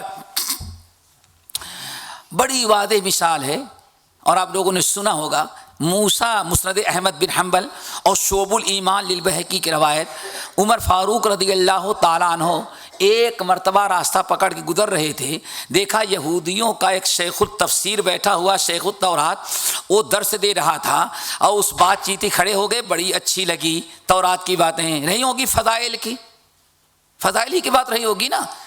عمر فاروق نے کہا میاں دراسا بڑی اچھی آیتیں ذرا نوٹ کر کے دے دو۔ یہودی بد وقت نوٹ کیا اور دے دیا۔ عمر فاروق اس کو جیب میں رکھے۔ دوسرے دن نبی علیہ السلام کی جب مجلس بیٹھی، صحابہ اکٹھا ہوئے تو کھڑے ہو کر کے اس کو سنانا شروع کر دیے۔ عمر فاروق پیپر پر پڑھ رہے ہیں، ان کی نگاہ دائیں بائیں اوپر نیچے کچھ نہیں، ایک ہی جگہ اڑی ہوئی ہے۔ ابو بکر دائیں بیٹھتے تھے اور عمر فاروق بائیں جانب، کہا جاتا ہے دونوں اللہ کے رسول کے وزیر تھے، ایک دائیں جانب بائیں جانب۔ حضرت صدیق اکبر عمر فاروق کو دیکھے، پھر اللہ کے رسول کو دیکھتے ہیں تو نبی علیہ السلام کے چہرہ سرخ ہو گیا ہے، لال پیلے مارے غصے کے۔ صدیق اکبر نے کہا یا عمر ثقلت کا 1.25 کلو، ارے تیری ماں تجھے گم کرے، اما ترا ما بوجہ رسول اللہ، تورات کی چند آیتیں پڑھا کے مسلمانوں کو سنا رہا ہے، کیا تمہیں نہیں دیکھتے کہ اللہ کے رسول پر کیا گزر رہی ہے، اللہ کے رسول کا چہرہ مبارک کیسے ہو رہا ہے؟ عمر فاروق نے جھانک کر کے دیکھا تو نبی علیہ السلام کا چہرہ مارے غصے سے سرخ ہو چکا ہے۔ دوستو نبی علیہ السلام، عمر فاروق نے فوراً تورات کی آیت رکھ دی اور گھٹنے ٹیک کر کے اللہ رسول کے پاس بیٹھ گئے۔ فرمایا رضیت باللہ ربا وبالاسلام دینا وبمحمد نبی، 3 مرتبہ پڑھا تو یعنی ایک قسم کا یقین دلایا کہ نہیں ہم ایسے پڑھ رہے تھے یا رسول اللہ، اچھی لگی میں نے یہودی سے لے لیا، ورنہ آپ ہی قرآن اور اسلامی ہمارے نزدیک معتبر کوئی چیز معتبر نہیں ہے۔ سن لینے کے بعد میرے دوست اللہ رسول نے کیا فرمایا، یا موسیٰ یا عمر، اور اے میرے صحابیوں، لو بدا لکم موسیٰ، لو بدا لکم موسیٰ، یہ ہمارے نبی کا مقام ہے، لو بدا لکم موسیٰ، اگر تمہارے لیے موسیٰ ابھی قبر سے زندہ کر دیے جائیں، فاتبعتموہ، اور سوچو کہ یہ بھی نبی ہیں اور یہ بھی نبی ہیں، یہ رسول اللہ ہے تو یہ کلیم اللہ ہے، دونوں نبی ہیں۔ اللہ اکبر۔ اسی ایک حدیث پر مسلمان غور کر لیں تو نبی کی اتباع کو نبی کی اتباع کرے گا، کسی کے لیے نبی کی اتباع چھوڑ نہیں سکتا۔ موسیٰ کلیم النبی اور پیغمبر ہیں، نہ وہ شرک کی دعوت دیں گے، نہ بدعات کی دعوت دیں گے، نہ کفر کی دعوت دیں گے، نہ شرک کی دعوت دیں گے، ہمیشہ وہ باتیں بتائیں گے نبی اللہ کلیم اللہ موسیٰ جو اللہ کو راضی کرنے والی ہوں۔ لیکن ایسے موقع پر بھی دوست اللہ نے کیا فرمایا، لو بدا لکم موسیٰ، اگر موسیٰ بھی زندہ ہو جائیں، فاتبعتموہ، اور تم لوگ موسیٰ کی پیروی کرنے لگو، سوچو کوئی بات نہیں، یہ بھی نبی یہ بھی نبی، دونوں حق پر، یہی ہے نا، دونوں سچے۔ فاتبعتموہ، موسیٰ کی پیروی کرنے لگو، وترکتمونی، اور میری اتباع کرنا چھوڑ دو، میری اتباع میری اطاعت ترک کر کے موسیٰ کی پیروی کرنے لگو تو لضللتم، پھر ہدایت چھن جائے گی، تم بھی بھٹک جاؤ گے، گمراہ ہو جاؤ گے۔ اللہ اکبر۔ معاملہ یہ نہیں کہ یہ بھی بات تو بہت اچھی ہے، جیسے ہم کہتے ہیں اس میں کیا حرج ہے، ارے موسیٰ کلیم اللہ کی بات بہت اچھی تھی دوستو، موسیٰ کلیم اللہ کی بات پر عمل کرنے میں کیا حرج تھا، لیکن معاملہ محمد صلی اللہ علیہ وسلم کی اتباع کا ہے۔ آپ کے ہوتے ہوئے موسیٰ کی اتباع کرنے والا بھی اللہ کے رسول فرمایا گمراہ ہے۔ اور دوسری روایت کیا ہے، لو کان موسیٰ حیا، ارے عمر تم موسیٰ پر نازل کی بھی تورات لا کر کے مسلمانوں کو سنا رہے ہو، تمہیں معلوم ہے، لو کان موسیٰ حیا، اگر موسیٰ زندہ ہوتے اور میری نبوت کا زمانہ پا لیتے، ما وسعہ الا اتباعی، تو ان کو بھی میری ہی اتباع کرنے پر نجات ملتی، ان کو بھی اپنی نبوت پر عمل کرنے میں نجات نہ ملتی۔ اللہ اکبر۔ اللہ تعالیٰ سے دعا کرو میرے بھائیوں کہ ہم سب لوگوں کو اللہ اپنے نبی کی اتباع اور پیروی کی توفیق نصیب فرمائے، اور اگر ہم نے پیروی نہ کیا تو سورۃ نور کی آیت یاد رکھو، فَلْيَحْذَرِ الَّذِينَ يُخَالِفُونَ عَنْ أَمْرِهِ أَن تُصِيبَهُمْ فِتْنَةٌ أَوْ يُصِيبَهُمْ عَذَابٌ أَلِيمٌ۔ ہمارے نبی کی سنت کو چھوڑنے والے، ہمارے نبی کے نافرمانی کرنے والوں کو سوچ لینا چاہیے کہیں ایسا نہ ہو ان تصیبہم فتنہ، کہ اللہ تعالیٰ نبی کی اتباع، ہمارے نبی کی اتباع چھوڑ دیں، اللہ ان کو فتنے میں مبتلا کر دے۔ احمد بن حنبل رحمۃ اللہ علیہ کی قبر کو اللہ تعالیٰ نوروں سے بھرے، اور بہت سارے اسلاف کہتے ہیں فتنے سے مراد یہاں شرک ہے۔ اللہ اکبر۔ دنیا میں کیا سزا ملی؟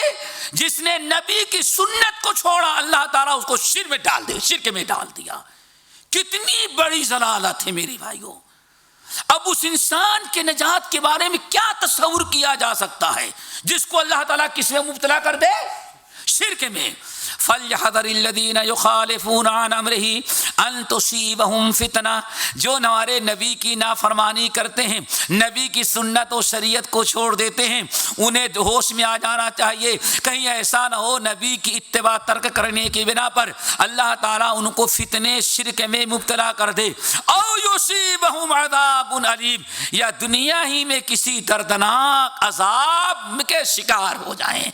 اللہ تعالیٰ زمین سے زلزلہ، اللہ تعالیٰ آسمان سے پتھر کی بارش، سیلاب آ جائے، اس دنیا ہی میں نبی کی نافرمانی کا عذاب کا مزہ وہ چکھ لیں. اللہ تعالیٰ کے عذاب سے اگر بچنا ہے تو نبی کی سنت پر عمل کرنا پڑے گا، نبی کی لائی ہوئی شریعت کی پیروی کرنی پڑے گی، نبی کی اطاعت بھی ہوگی اور نبی کی پیروی بھی ہوگی. اللہ تعالیٰ عمل کی توفیق نصیب فرمائے. ہم نے چند باتیں کہیں، اللہ تعالیٰ ان کو قبول کرے اور ہم سب کو عمل کرنے کی توفیق نصیب فرمائے. باقی پھر کبھی انشاءاللہ اقول قولی ھذا واستغفر اللہ من کل ذنب واتوب الیہ. کافی؟ جی شیخ، بارک اللہ فیک، جزاک اللہ خیرن شیخ. ابھی انشاءاللہ جو بھائی سوال کرنا چاہتے ہیں انشاءاللہ جن کو اردو زبان آتی ہے ہمارا وہ سوال کر سکتے ہیں. تو جن بھائی سوال بھی کریں آپ ترجمہ جی ضرور. تو جن بھائیوں کے لیے انگلش بولنے میں مشکل ہے تو وہ اپنا سوال انشاءاللہ لکھ کے آگے بھیج دیں، اور بہنوں سے بھی گزارش ہے کہ وہ بھی اپنا سوال انشاءاللہ لکھ کے آگے بھیج دیں. انشاءاللہ ہم کوشش کریں گے ان کو شیخ صاحب تک پہنچانے کی. اگر کسی بھائی کا کوئی سوال ہے تو اپنا ہینڈ ریز کر کے وہ سوال پوچھ سکتا ہے انشاءاللہ شیخ سے. جزاک اللہ خیر. بھائیو شرمائن، اگر آپ کے پاس کوئی بھی ایسا سوال ہے جس کا آپ وضاحت چاہتے ہیں تو یقیناً تو آپ یقیناً یہ سوال پوچھیں. جی بلال.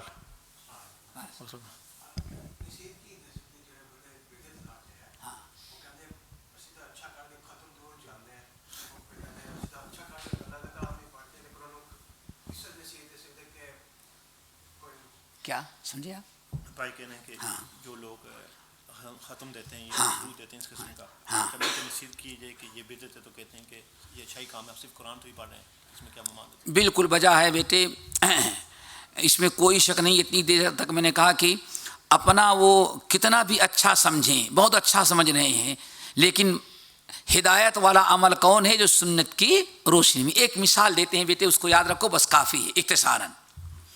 درود پڑھنے کے بارے میں کیا خیال ہے بھائی؟ ان اللہ و ملائکتہ یصلون علی، کیا پوچھنا، ماشاء اللہ. درود پڑھنا بڑی عبادت، بہت محبوب عمل ہے. ایک صحابی کہنے لگے یا رسول اللہ میں دعا کرتا ہوں لیکن دعا میں آدھی اپنے لیے مانگتا ہوں، آدھی آپ پر درود پڑھتا ہوں، کافی ہے؟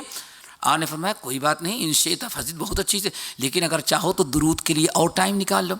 اچھا یا رسول اللہ ایسا کرتے ہیں ہم اب اپنی دعا کے 3 حصے کر ڈالتے ہیں، 2 حصہ آپ پر درود اور 1 حصہ صرف اپنے لیے دعا مانگیں. اب خوش ہیں؟ کافی ہے؟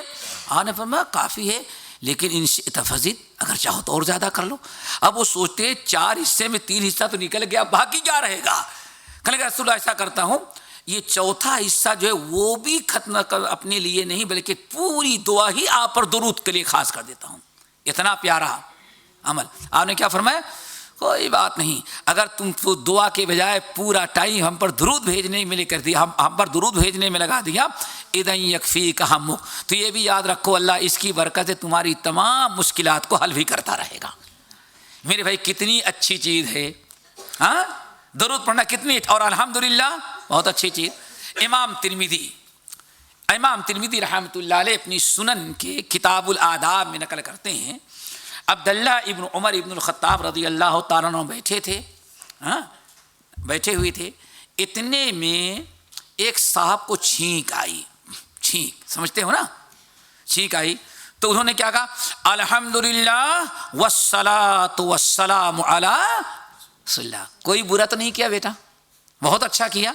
درود پڑھنے کا حکم، ان اللہ وملائکتہ یصلون علی النبی یا ایھا الذین آمنوا صلوا علیہ وسلموا تسلیما، حکم ہے قرآن کے اندر.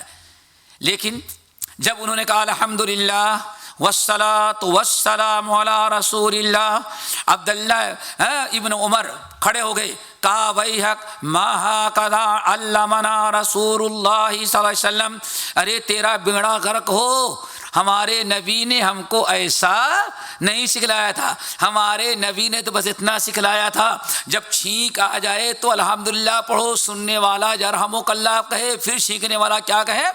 یہدیکم اللہ کہے، لیکن الحمدللہ کے بعد جو تم نے اس میں درود شامل کر دیا، اللہ کے نبی نے ہم کو یہ نہیں سکھلایا تھا۔ دیکھا آپ نے، ما ہاکذا علمنا رسول اللہ علیہ وسلم، ہمارے نبی نے اتنی 1 میٹر والی دعا ہم کو نہیں سکھلائی تھی۔ چھینک آئے تو صرف کیا سکھلائی تھی؟ الحمدللہ تیرا بیڑا غرق ہو، نبی نے الحمدللہ سکھلایا، تو اس کے ساتھ اور کیا؟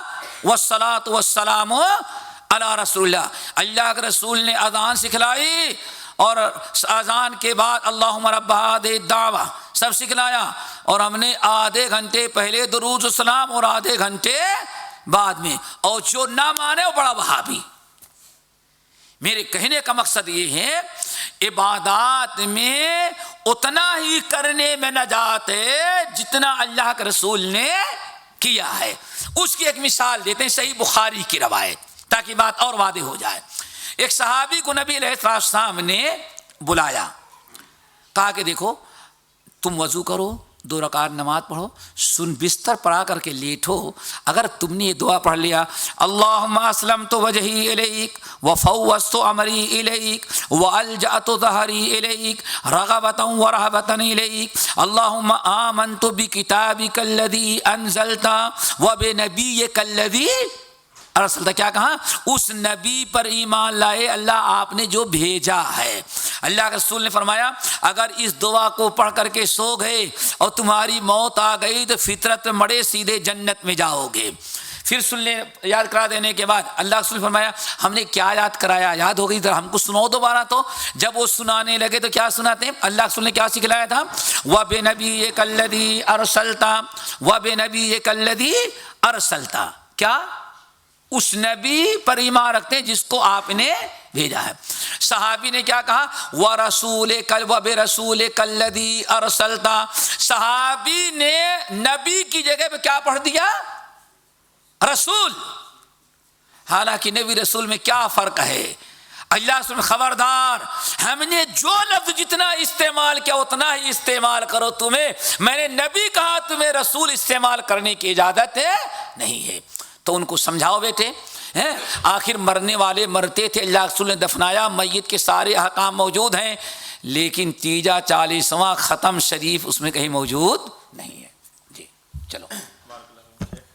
بہنوں کی طرف سے سوال ہے کہ جب عورت 50 سال کی عمر تک پہنچ جائے تو وہ کیا محرم کے بغیر حج پر جا سکتی ہے؟ نہیں جا سکتی ہیں، بلکہ بوڑھی عورت کو زیادہ محرم کی ضرورت پڑتی ہے، اٹھانے کا، بیٹھانے کا، چلنے کا، پھرنے کا، سمجھ گئے نا؟ ہر حال میں اس عورت پر حج ہی نہیں فرض ہے جب تک کہ اس پر اس کا کوئی محرم نہ ہو۔ وہ بھی آج 50 سال کی عورت کہاں ماشاءاللہ اتنا میک اپ تیار کپڑے کے ذریعے وہ کہاں بوڑھی ہوتی ہے آج کل۔ وہ تو 50 سال کی بوڑھی اپنے آپ کو بوڑھی نہیں سمجھتی آج۔ چلو سمجھ جی شیخ وہ اثار ابن مسعود کا، جی وہ اثار ابن مسعود کا جہاں انہوں نے جب لوگوں کو دیکھا کہ وہ کنزیوں پر ذکر کر رہے تھے، تو کچھ صوفی کا یہ قول ہے کہ امام سیوطی کے نزدیک اس کا کوئی وجود نہیں ہے، تو کیا یہ حقیقت؟ کیا کچھ صوفیوں کے بقول کہ امام سیوطی کے نزدیک، ہاں وہ صوفی ہوں گے، کیا امام سیوطی نے لکھا کہ بعض صوفیہ کو اس کو پتہ ہی نہیں ہے۔ صوفیہ کو کیا پتہ چلے، ان کو ہوک سے فرصت نہیں، تو حدثنا فلاں کا کیسے علم آئے گا میرے بھائی؟ حدیث کا علم اس کو ہوتا ہے، ذرا سنو، حدیث کا علم کس کو ہوتا ہے میرے بھائی؟ سب کو نہیں۔ ایک مثال دیتا ہوں، حدیث اس کے پاس ہوگی، بیٹھے بیٹھائے ہو کرنے سے حدیث نہیں ملتی، سمجھ گئے نا؟ صرف سبحان اللہ الحمدللہ پڑھنے سے حدیث نہیں، اس کے لیے سفر کرنا پڑتا ہے۔ کبھی انشاءاللہ تعالیٰ دوبارہ ملاقات ہوئی تو انشاءاللہ تدوین حدیث، یعنی حدیث پر آج بڑا اشکال کیا ہے، حدیث کیسی آئی؟ ابھی جہالت کا یہ عالم ہے۔ انڈیا میں صوبہ راجستھان میں ایک ڈسٹرکٹ جے پور ہے، نام سنا ہوگا، بہت سارے لوگ جانتے ہوں گے۔ تو 2 سال قبل میں جے پور میں گیا تھا، تو وہاں کے جامع مسجد اہل حدیث میں نے درس دیا، تو ایک صاحب آئے، کہیں گے صاحب میں نے بخاری کی تحقیق کر لی ہے 3 حدیثیں بخاری میں جھوٹی ہیں، تو اگر بخاری کا ٹیلی فون نمبر مل جاتا تو میں اس سے میسج بھیج دیتا کہ ان حدیثوں کو بخاری سے نکال دو۔ ابھی اس حدیث کی لا علمی کا یہ عالم وہ مشین سمجھتا ہے، وہ ابھی بھی امام بخاری دنیا میں، وہ اس کو میسج بھیج رہا ہے بے ایمان موبائل سے۔ ہم سے کہہ رہا نمبر دے تو میں بھیج دوں مسجد کے امام بخاری اتنی حدیثیں نکال لے کوئی حدیث صحیح ہے. اللہ اکبر. یہ جہالت ہے میرے بھائی. ایک مستقل موضوع ہے, بس ایک حدیث بتا کر ایک واقعہ, اجازت ہے بھائی, ایک واقعہ بتا کر کے بات کو ختم کریں گے. حدیث ہوتی کیسے ہے؟ ایک محدث ہیں بقی ابن مخلد. کیا نام ہے؟ بقی ابن مخلد. بقی ابن مخلد وہ عالم ہے جن کی مسند آج دنیا میں سب سے بڑی ہے. یعنی تعداد عدد کے اعتبار سے اتنی بڑی کتاب حدیث کی آج تک دنیا میں لکھی نہیں گئی. بڑی تکلیف پہنچائی گئی. ان کی سیرت کے لیے مستقل وقت چاہیے. صرف جو بتانا چاہتا تھا وہ یہ, اندلس کو اسپین کہتے ہیں. کیا کہتے ہیں آج کل؟ اسپین کہتے ہیں نا. اسپین سے مدینہ بغداد پہنچنے میں کتنا ٹائم لگا ہوگا. اللہ اکبر. بغداد پہنچے, لوگوں سے ملاقات کی کہ بھائی یہ احمد بن حنبل سے ملنا ہے. تو جس سے پوچھا, کہا تمہارا دماغ خراب ہو گیا ہے, پاگل ہو, مجنون دیوانے, احمد بن حنبل کا نام لے تو ارے کہیں سی آئی ڈی کو پتہ چلا تو جوتے ماریں گے اور اندر کر دیں گے. باقی ابن مخلد کہتے ہیں مجھے میرے فرشتوں کو خبر نہیں, میں تو جوش میں اندلس سے نکلا اور بغداد پہنچا کہ احمد بن حنبل سے حدیث حاصل کروں گا, اور یہ مجھے پاگل کر رکھا. کیا ہوا؟ کہا رہے خلق قرآن کے مسئلے میں احمد بن حنبل جیل میں ہے. آج احمد بن حنبل کو نظر بند کر دیا, ان سے ملاقات پر پابندی ہے, اگر ان کا نام لوگے تو تمہیں بھی اندر کر دیا جائے گا. کہنے لگے کہ میرے پاؤں تلے زمین نکلے. اے اللہ, 6 مہینے کا سفر, بھوکھا پیاسا پیدل, صرف اللہ آپ کے نبی کی حدیث حاصل کرنے کے لیے. حدیث کے عالم اور امام احمد بن حنبل کے پاس بغداد پہنچا, اور وہ اس وقت ان سے ملاقات نہیں کر سکتا. یہ میرا آنا تو اللہ کو 6 مہینے کا سفر, کتنی مشکل کا سفر تھا. وہ حدیث اس کے پاس ہوگی بھائی جس نے اتنی محنتیں کی ہوں. بیٹھے بیٹھے کمرے میں حدیث نہیں آتی. کہتے ہیں کہ ایک دن گزرا, 2 دن گزرا, اب روتا ہوں, پاگلوں کی طرح پھر رہا ہوں, آنا برباد گیا. ایک دن ایک اور آدمی سے ملا, ان سے صاحب مجھے احمد بن حنبل سے ملنا. اس نے بھی کہا بھائی احمد بن حنبل سے ملنا ناممکن ہے, ان کا نام بھی نہ لو ورنہ تم بھی اندر اور میں بھی اندر.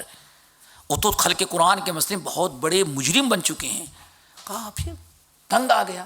آخر میں نے, کہتے ہیں بقی بن مخلد, ایک جب ہفتوں گزر گئے تو میں نے ایک ترتیب سوچی. میں نے کہا اچھا ایسا کرو, ایک آدمی سے کہا اچھا ایسا کرو, صرف احمد بن حنبل, بات نام نہیں لیتا احمد بن حنبل کا, ان کے گھر کا دروازہ پہنچا دو, بتا دو. کہا کہ اب کیسے بتائیں؟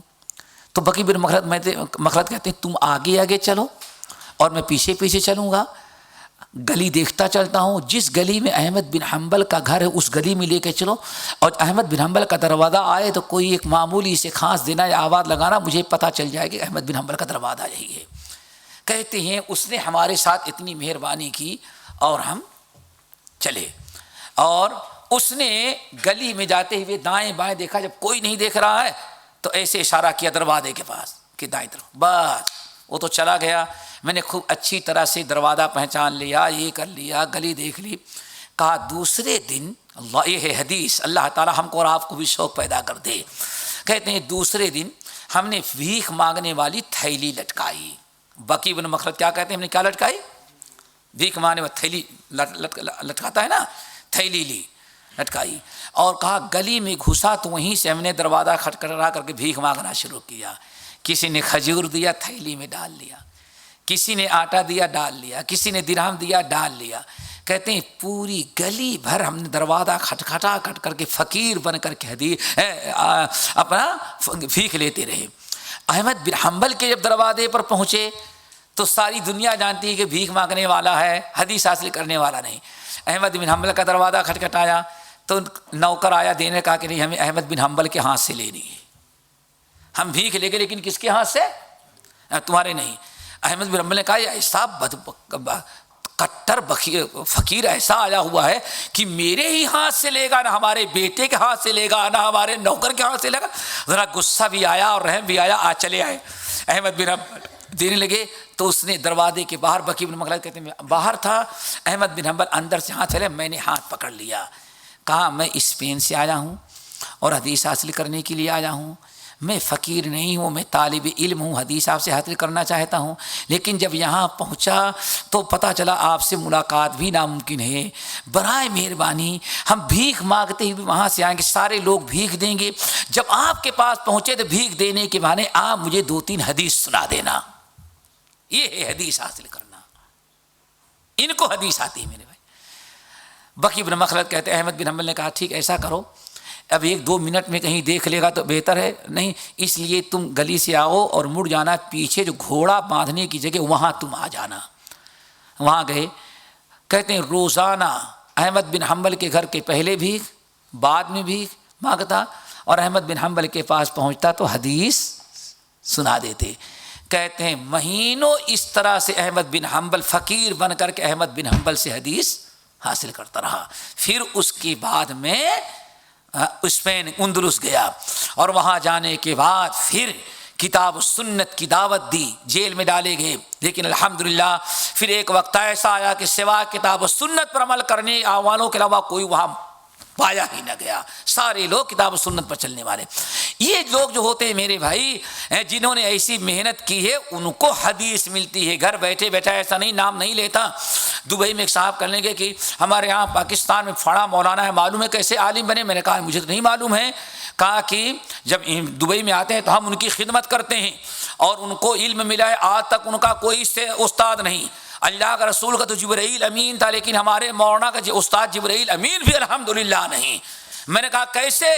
کہا کہ آئے اور کہا بھائی تھوڑی دیر ہمارے پاس آ جائیں، کچھ باتیں ہوں گی۔ وہ اکھڑ آدمی تھا، اس نے ایک تماچا کھینچ کے مارا ان چہرے پر، تو قرآن کا علم آ گیا۔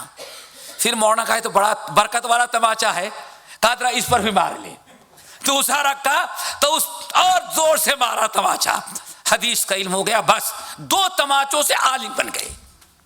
ہمارے ہاں یہ علم آتا ہے میرے بھائی، سمجھ گئے نا؟ بلکہ ہمیں تو ایسا تماچا تھا جو پہلے سے علم رہا وہ بھی غائب ہو گیا ہوگا، سمجھ گئے کیا علم رہا ہوگا؟ تو یہ علم نہیں ہوتا، علم حاصل کرنے سے آتا ہے۔ یہ حدیث جہاں تک ہے صوفیوں نے انکار کیا، کیسے انکار کریں گے؟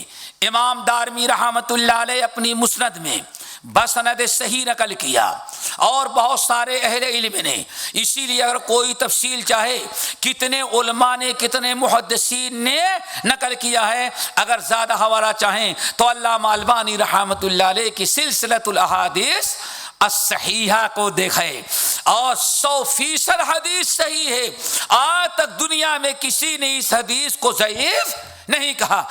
اگر اس صوفی کو نہیں ملی تو صوفی کا قصور ہے، اگر آدمی چمگادڑ کہے کہ سورج نہیں نکلا ہے تو اس چمگادڑ کی آنکھ کا قصور ہے، سورج کا قصور نہیں۔ جی چلو، حاجی جو حج کے لیے جاتے ہیں وہ وہاں مکے نماز پوری پڑھیں یا قضا؟ قضا نہیں، قصر، ہاں قصر۔ اگر وہاں ہفتہ عشرہ رہتے ہیں تو پوری نماز پڑھیں گے، کیونکہ مقیم ہو جاتے ہیں۔ اگر 1-2 دن ہے تو کوئی بات نہیں، قصر کریں گے۔ اور پھر قصر ان کے لیے ہے جو اکیلے پڑھیں گے۔ یہ بڑی بدنصیبی ہوگی کہ مکے میں رہ کر کے اکیلے نماز پڑھے، جماعت چھوڑ دے، اور جماعت کے ساتھ جب پڑھیں گے تو پوری نماز۔ ہاں جی شیخ ایک اور سوال ہے، پھر میں آڈینس سے لیتا ہوں۔ ہاں، اگر عورت خلا کو مانگے تو کیا وہ اس کی طلاق ہو جائے گی اگر خلا وہ مانگے؟ میرے بھائی اگر عورت خلا مانگتی ہے، شوہر نہیں خلا دیتا اور قاضی کے ذریعے خلا کراتی ہے، تو اتنا یاد رکھیے گا جمہور اہل علم کے نزدیک خلا طلاق نہیں بلکہ فسخ نکاح ہے۔ طلاق کے احکام الگ ہیں اور فسخ نکاح کے احکام الگ ہیں۔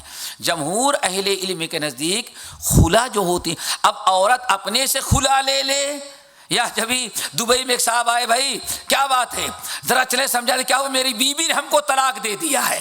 میں نے کہا کیسے طلاق دیا؟ کہا وہ میسج پر بھیج دیا۔ میں نے کہا اللہ کے بندے، بیوی کو طلاق دینے کا اختیار اللہ نے نہیں دیا ہے۔ اگر اللہ بیوی کو دے دیتا، کسی کی بیوی کبھی نہ رہتی کسی کے ساتھ۔ کیوں؟ چھوٹی چھوٹی بات میں روزانہ اس کو غصہ آتا ہے۔ اگر اسی لیے تو اللہ نے عورتوں کو طلاق کا اختیار ہی نہیں دیا۔ سمجھ گئے نا. مرد ذرا صبر کرتا ہے, تحمل سے کام لیتا ہے, عورت کی 2-4 باتیں بھی سن کر کے, لیکن عورت معمولی بات میں غصہ ہو جاتی ہے. طلاق کا کوئی اختیار اللہ نے عورت کو نہیں دیا, نہ کھلا کا دیا ہے. کھلا جب بھی ہوگا وہ یا تو ہمارے ہاں کورٹ کے ذریعے ہوگا, اور یا تو شرعی کمیٹی ہوتی ہے مسلم پرسنل لا کی, اس کے ذریعے ہوگا. اور جب کھلا ہوگا تو یہ کھلا ہو الگ چیز ہے. طلاق کا مطلب یہ ہے, طلاق اگر ہو گئی تو اب وہ اس کے لیے 3 مہینے یا 3 مرتبہ نماز چھوٹنی چاہیے, اس کی عدت ہے. اور خلا جو ہے یہ فسخ نکاح. فسخ نکاح مطلب کہ قاضی اپنی طرف سے دونوں کا نکاح کیا کہتے کینسل کر دیا. کیا کیا؟ کینسل کر دیا. اسی لیے جس عورت کا خلا ہوتا ہے اس عورت کی عدت صرف 1 مرتبہ نماز چھوٹنا ہے. عورت شوہر نے طلاق دیا, بیوی کو 1 مرتبہ بھی ہاتھ لگا دیا, خلوت ہو گئی, مہر واجب ہو گیا. کیا ہو گیا؟ مہر واجب ہو گیا. بہت سارے مسائل ہیں. اور اب کوئی چیز عورت کو جو دے چکا ہے شوہر کے لیے لینا جائز نہیں ہے. لیکن خلا میں چونکہ عورت اپنے سے بزد ہے, قاضی کے ذریعے خلا لے رہی ہے, اس لیے جتنا شوہر سے لیا ہے سب کچھ واپس کرنا پڑے گا. تو پھر عورت سوچے گی تھوڑی سی, نہیں سوچے گی ارے اتنا کہاں سے اتنا دے دیا ہے, کہاں سے واپس لوٹائیں گے, سوچنا پڑے گا. تو فسخ نکاح الگ ہے اور طلاق الگ ہے. طلاق کے حکام الگ ہیں. اب عورت کا فسخ کھلا ہوا ہے, 1 مرتبہ ممکن ہے آج عورت کا کھلا ہوا, کل اس کی نماز چھوٹی 8 دن کے لیے, 8 ہی دن میں عورت آزاد ہو گئی, عدت اس کی گزر گئی. سمجھ گئے نا. ممکن ہے کہ آج عورت کا کھلا ہو, اس کی نماز صرف 3 دن چھوٹتی ہے, 4تھے دن وہ آزاد ہو گئی. اب اس کے ماں باپ اس کی شادی کہیں کرنا چاہے تو کر سکے, چونکہ عدت اس کی 1 مرتبہ نماز چھوٹنا ہے, 3 مرتبہ نہیں. اسے فرق ہے دونوں میں. چلو یہی پوچھنا چاہتے نا. جی چلو. سوال ہے کہ آج کل جب کسی کو نبی کا فرمان سنایا جائے ہاں تو آگے سے وہ کہتا ہے کہ میرے امام نے اس پر عمل نہیں کیا. ہاں کیا ایسا آدمی کہنے والے کا ایمان خطرے پہ؟ میرے بھائی دیکھو, اللہ آپ کو جزائے خیر دے. ہاں میں کیا بتاؤں, بات لمبی ہو جائے گی. امام شافعی کا نام سنا ہے؟ نام سنا ہے. امام شافعی رحمۃ اللہ علیہ نے حدیث سنائی. کیا سنائی؟ حدیث. سامنے والوں نے کہا یا شافعی وتعمل بھی, حدیث پر عمل بھی کرو گے جو تم سنا رہے ہو. تو ارائیتنی زنارن, تو نے ہمیں ہندوؤں کے مندر سے نکلتے ہوئے دیکھا کیا؟ ارے نہیں. اچھا عیسائیوں کے گرجے سے, یہودیوں کے چرچ سے؟ اچھا نہیں آپ تو مسلمان. کہا کہ اچھا آگ کا سجدہ کرتے ہوئے؟ کہا نہیں. کہا اللہ کے بندے وہ مسلمان کہاں رہے گا جو حدیث بیان کرے اور خود عمل نہ کرے. آئی بات سمجھ میں؟ ایمان خطرے پر ہے, بلکہ نعوذ باللہ من ذالک یہی وہ شرک ہے جس کو اللہ رب العالمین نے سورہ آل عمران قل یا اہل الکتاب تعالوا الی کلمۃ سواء بیننا وبینکم الا نعبد الا اللہ ولا نشرک به شیئا ولا یتخذ بعضنا بعضا اربابا من دون اللہ. قل یا اہل الکتاب, اے نبی کہو اہل کتاب آؤ الی کلمۃ سواء بیننا, ایک ایسے کلمے پر دونوں متفق ہو جائیں جس میں تمہارا ہمارا کوئی اختلاف نہیں. وہ کیا ہے؟ اللہ کے علاوہ کسی کی عبادت نہ کریں, اور اللہ ولا نشرک به شیئا, اور اللہ تعالیٰ کے ساتھ شریک نہ کریں. ہو گئی بات. لیکن یہودیوں کے ہاں تورات اور انجیل نہیں دیکھنا رہتا تھا, وہ صرف اپنے مولانا کا فتویٰ دیکھنا رہتا تھا. اس لیے اللہ نے کیا فرمایا؟ وَلَا يَتَّخِذُ بَعْضُنَا بَعْضًا أَرْبَابًا مِّن دُونِ اللَّهِ. اور تیسری چیز جس پر اتفاق کریں وہ یہ ہے کہ اللہ کے علاوہ آپس میں ایک دوسرے کو اپنے مولانا کو ارباب نہ بنائیں, رب بنانا. ای بات سمجھ میں؟ اور مشہور حدیث اور مشہور آیت سورۃ التوبہ کی اتخذوا احبارهم ورهبانهم اربابا من دون اللہ. سنن ترمذی کی حدیث. حضرت عدی بن حاتم طائی رضی اللہ تعالیٰ عنہ کہتے ہیں میں نبی علیہ السلام کی خدمت میں آیا, ہمارے گلے میں سلیب لٹکی ہوئی تھی. اللہ کے رسول صلی اللہ علیہ وسلم نے فرمایا الکعنک ھذا الوسن, اس بت کو نکالو اپنے گلے سے. کہا وہ بھی چاندی کی تھی ماشاءاللہ, نکال کر کے پھینک دیا. پھر بیٹھا ہوا تھا اور آپ قرآن پاک سورۃ التوبہ کی تلاوت کرتے ہوئے اس آیت پر پہنچے. کہاں اتخذوا احبارہم ورہبانہم اربابا من دون اللہ, ان یہود و نصارہ نے اللہ کو چھوڑ کر کے اپنے مولویوں اور اپنے پیروں کو کیا بنایا؟ رب بنایا. اس آیت پر جب پہنچے تو میں نے کہا کہ اللہ کے رسول نہیں, ایسی بات نہیں, ہم میں کوئی یہودی عیسائی اپنے علماء اور اپنے پیر کو کبھی رب نہیں بنایا. اللہ رسول نے کیا فرمایا؟ صحیح کہہ رہے ہو, لیکن ذرا سوچو تمہارا مولوی یا تمہارا پیر جس چیز کو حلال کر دے اسی کو حلال سمجھتے تھے نا, اور جس چیز کو حرام کر دے اسی کو. موسیٰ اور عیسیٰ علیہ السلام کی کتاب تورات اور انجیل سنت کی کوئی پرواہ نہیں, یہ تو ہوتا تھا. آنے فرمایا یہی ہے رب بنانا. اس کا مطلب کیا ہوتا ہے؟ انسان شرک میں, اللہ تعالیٰ اس سے محفوظ رکھے. جی بس. اگر کوئی مزید اگر کوئی سوال کرنا چاہتا ہے آخری موقع دیتے ہیں انشاءاللہ, پھر اس کے بعد ہم پروگرام کو. جی میم. جی کون سا بیٹا؟ جی جی اچھا کیا آپ نے. دیکھو بیٹے بھائی یاد رکھنا, مسند احمد میں باب نہیں ہے, اس کو مسند کہتے ہیں. اگر آپ چاہیں تو ہم آپ کو حوالہ دے دیں گے, لیکن ابھی تو یاد نہیں ہم کو. مسند کا مطلب یہ ہوتا ہے کہ ایک صحابی سے جتنی حدیثیں ملتی ہیں امام احمد بن حنبل ایک ہی جگہ نقل کر دیتے ہیں.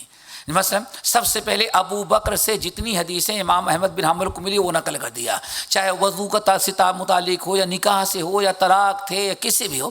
پھر اس کے بعد عمر فاروق, تو اس میں ابواب سے نہیں, اس میں حدیث کا نمبر دے کر مسند. یہ عبداللہ بن عباس مسند, اگر ضرور پڑے تو مل جائے گی انشاءاللہ, ہمارے پاس نوٹ ہے. جی بار اللہ تعالیٰ اور شوق پیدا کرے آپ کے. ہاں یہ اسی میں تو مزہ ہے, مولوی کو بیان کر کے جانے نہ دو, پکڑو اس کو. دیکھو ہر مولوی سچی بات بتائے گا, کیوں؟ وہ سمجھ جائے وہ یہاں سے بیان کر کے جان چھوٹنے والی نہیں, بلکہ جواب دینا ہے. جی